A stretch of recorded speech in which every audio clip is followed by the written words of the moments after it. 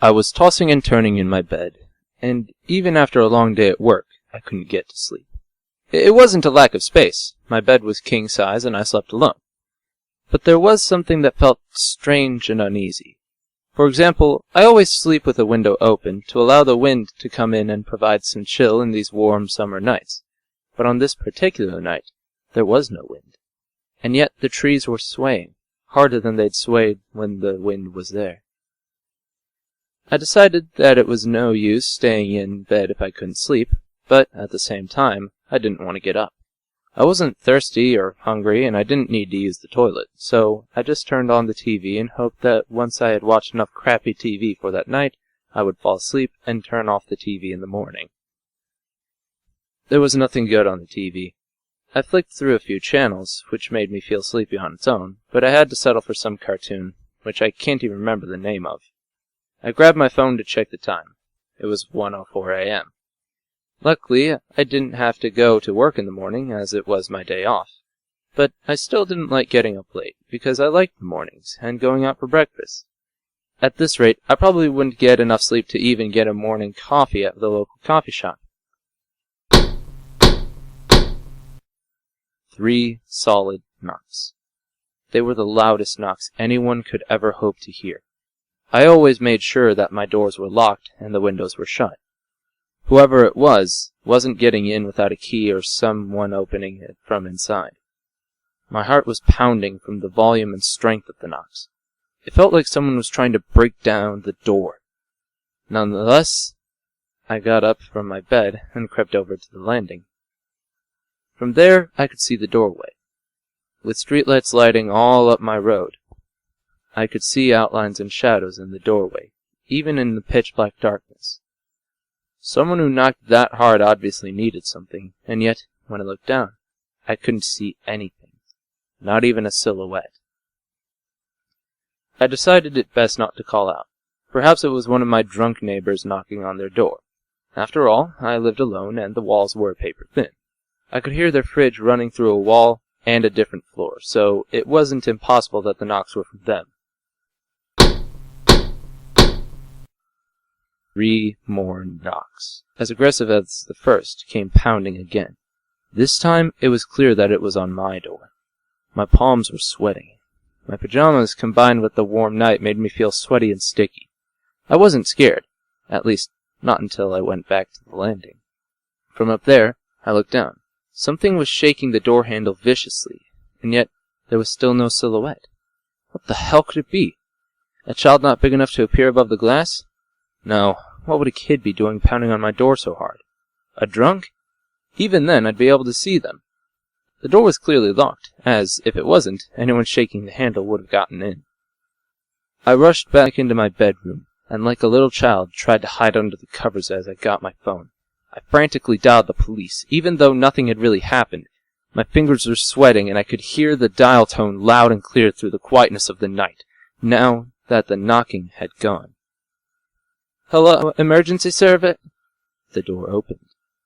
Whatever was trying to get in had managed to break the handle and get in through the front door.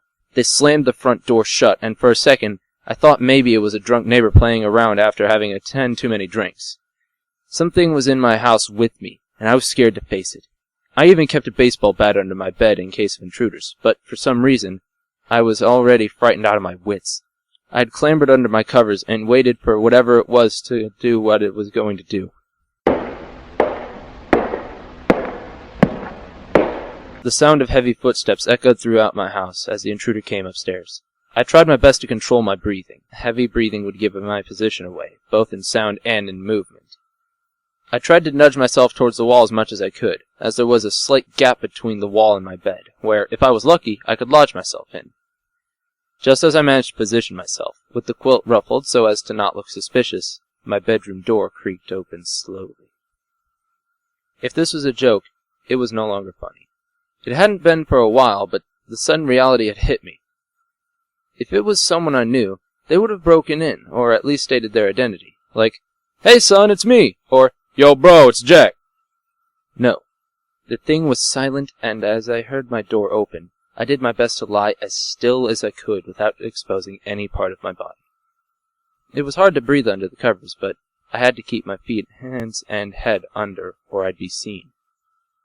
The door hit the wall, and my visitor had either entered the room with me or gone somewhere else to scare me. The TV was on, the crappy cartoon blaring at a low volume, and in the silence of my breathing, it seemed as loud as the knocks I had heard earlier. I dared not look. The TV remote was on my bedside table, and I had my phone in my hand, thankfully disconnected from the 999 call. I didn't want them to think I was wasting their time. "The results are in! Voting has now closed!" Hold on, that was some reality TV show. I was watching a cartoon channel.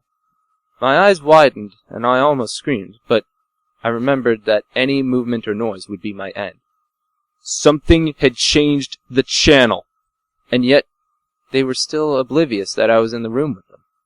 I must have been doing a good job keeping still, but who would just break into a house to watch a talent show? I had to see what was in the room with me. My phone showed that it was 1:12. 8 minutes passed, but it seemed like an eternity. I had to see what was in the room with me. My phone showed that it was 1:12. 8 minutes had passed, but it seemed like an eternity.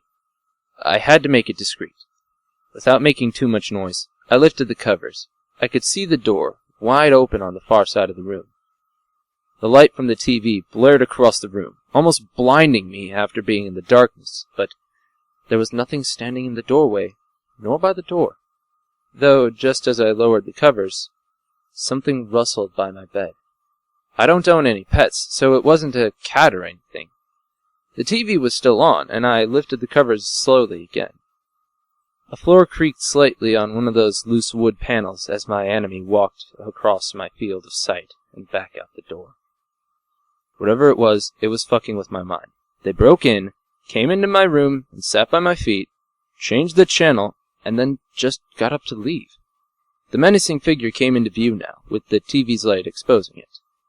This creature was of average height, with pale skin, and it walked with a sort of limp. I had never seen anything like it. It had long claws that resembled daggers. The legs were thin, but somewhat muscly. The head was like that of a human's, but pale like the moon, with no hair and a few scratches. It had all but made it out of my doorway, when it stopped in its tracks. I lowered the covers slightly, so that I could still see him, but he could not see me, not in such lighting. Without even rotating its body, it turned its neck like an owl. I winced, still submerged under the covers out of fear. I was praying for him to leave. Just fuck off, I was thinking throughout my head. But it wasn't going to make him leave soon. Sweat dripped down my body, and I was almost shaking. I saw what came into my house, and I could do nothing but lie there and watch it. Curiosity killed the cat, but for some reason, I still watched it. As its neck turned, I could start seeing the face. A cold chill filled the room, and it wasn't the wind. It was fear. And I saw it. The face of my fate. His mouth jagged with teeth of uneven shapes and sizes, but all sharp and threatening. His nose and ears pointy, but also uneven. But it was the eyes that almost made me cry out in fear. The eyes were a bright orange, like the sun, though looking into them didn't blind me. We made eye contact.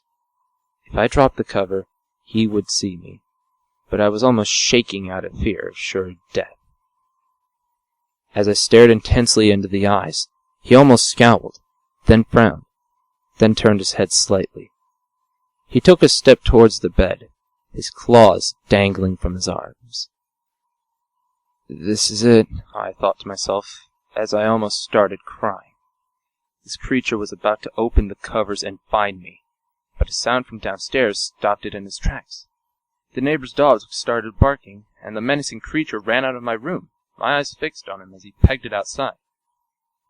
I heard my stairs trampled, and the front door slammed shut again, with a broken handle. I was finally alone again. I couldn't stay in the house, though. I had a busted door, I was close to shitting myself, and I was almost mincemeat for some pale zombie-like creature. I quickly changed clothes, still trembling. Once that was done, I put on some shoes and grabbed my car keys.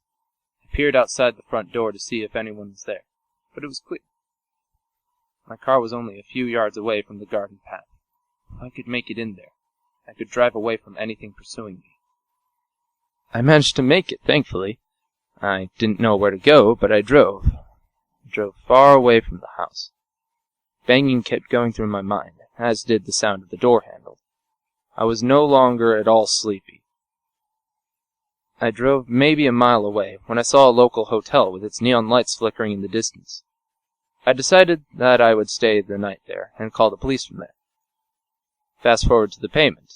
I'd bought a room for the night and just managed to get inside. I rang the police, told them what had happened, and they said they would check the house, but wondered why I hadn't rang before I went to a hotel. I didn't know how to reply, but I thanked them with a sigh of relief and an uneasy smile. I needed to get some sleep. And that's where my story ends. In safety at a hotel 3 floors up with police checking my house. It's 3:32, and I've written this account of my tale, still somewhat shaken up. I also pray that none of you have to experience such a thing. Good night.